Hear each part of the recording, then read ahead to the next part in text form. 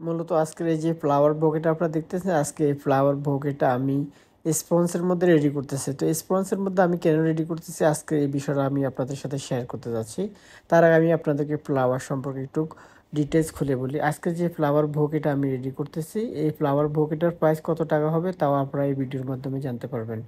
এই যে আপনারা দেখতেছেন আমি যে স্পঞ্জটা নিলাম, স্পঞ্জটাকে আমি প্লাস্টিক দিয়ে কাভার করলাম। মূলত এই স্পঞ্জের মধ্যে পানি আছে, পানিতে আমি এই স্পঞ্জটাকে প্রায় আধা ঘন্টা যাবত ভিজিয়ে রাখলাম, কেননা যেন আমি যখন ফ্লাওয়ার্সগুলো মেক করব যেন আমার এই ফ্লাওয়ার্সগুলো 2 থেকে 3 দিন পর্যন্ত ভালো থাকে। কেননা একটা কাস্টমার যখন দোকানে আসবে তখন দেখা যাচ্ছে এই ফ্লাওয়ার বুকেটা নেওয়ার পরে যদি আমি স্পঞ্জের মধ্যে পানি না দিয়ে থাকি তাহলে দেখা যায় ফ্লাওয়ারটা প্রায় 2 থেকে 3 ঘন্টার মধ্যে ফ্লাওয়ারগুলো একটু ড্রাই হয়ে যাবে, মানে তার মানে ফ্লাওয়ারগুলো খারাপ হয়ে যাওয়ার সম্ভাবনা বেশি থাকবে।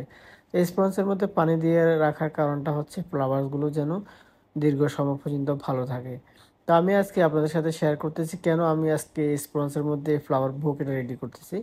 মূলত আমাদের কোম্পানির যে বস আমাকে আসে বলতেছে, মাইন্ডে কাস্টমারের পায় সময় সব সময় এটাই কাস্টমারের চাহিদা। তো আমার বসে আসলে যে কথাটা বলছে কাস্টমারের চাহিদা বলতে কাস্টমার চাচ্ছে ফ্লাওয়ার বুকেটা হবে অনেক বড়, প্রাইসে হবে কম। সব কাস্টমারের প্রায় সব বলতে কি বিশেষ করে অনেক কাস্টমারের চায় যে মানে কম বাজেটের মধ্যে বড় ধরনের ফ্লাওয়ার বুকে নেওয়ার জন্য। তো আমার বস আমাকে বলতেছে, তুমি যে ফ্লাওয়ার্স মেক করো তুমি স্পন্সের মধ্যে কিছু ফ্লাওয়ার বুকে মেক করো। তো তার জন্য আজকে আমি স্পন্সের মধ্যে ফ্লাওয়ার বকেটা মেক করতেছি। মূলত স্পন্সের মধ্যে মেক করার কারণে এই যে ফ্লাওয়ারগুলো দেখতেছেন আপনারা মোটামুটি কম ফ্লাওয়ার্সে চারোদিকে ছড়ায় রাখছে। এই ফ্লাওয়ারগুলো মোটামুটি দেখতে ফ্লাওয়ার বকিটা অনেক বড় দেখা যাচ্ছে। আর যদি আমি জাস্ট হ্যান্ড বুকে তৈরি করতাম বা স্পঞ্জ ইউজ না করতাম তাহলে এই ফ্লাওয়ার বুকেটা দেখতে আরও অনেক ছোট দেখা যেত। তো এই জন্য আজকের এই ফ্লাওয়ার বুকেটা আমি স্পঞ্জে রেডি করলাম হ্যান্ড বুকে। তবে এই হ্যান্ড বুকে স্পঞ্জে রাখার পরে আরও একটা সুবিধা আছে কি যে আমি স্পঞ্জের মধ্যে পানি দিলাম, ফ্লাওয়ার্সগুলো প্রায় অন্য লং টাইম পর্যন্ত ফ্লাওয়ার্সগুলো ভালো থাকবে।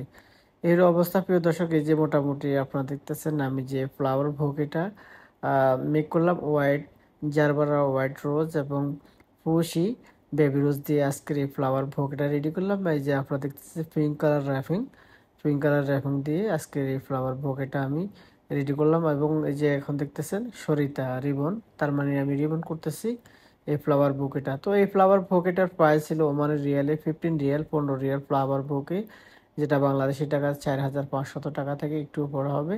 তো প্রিয় দর্শক শ্রোতা, আজকের এই ভিডিওটা আপনাদের কেমন লেগেছে আশা করি অনেক অনেক ভালো লেগেছে। যদি ভালো লাগে অবশ্যই ভিডিওটা শেয়ার করে দিবেন। আর যারা এখন পর্যন্ত আমার চ্যানেলটিকে সাবস্ক্রাইব করেনি চ্যানেলটিকে সাবস্ক্রাইব করে পাশে থাকবেন। আর যারা আমার ফেসবুক পেজ থেকে দেখতেছেন আমার পেজ থেকে ফলো দিয়ে পাশে থাকবেন। তো আল্লাহ হাফেজ, আসসালামু আলাইকুম রহমতুল্লাহি ওবরাকাতুহ।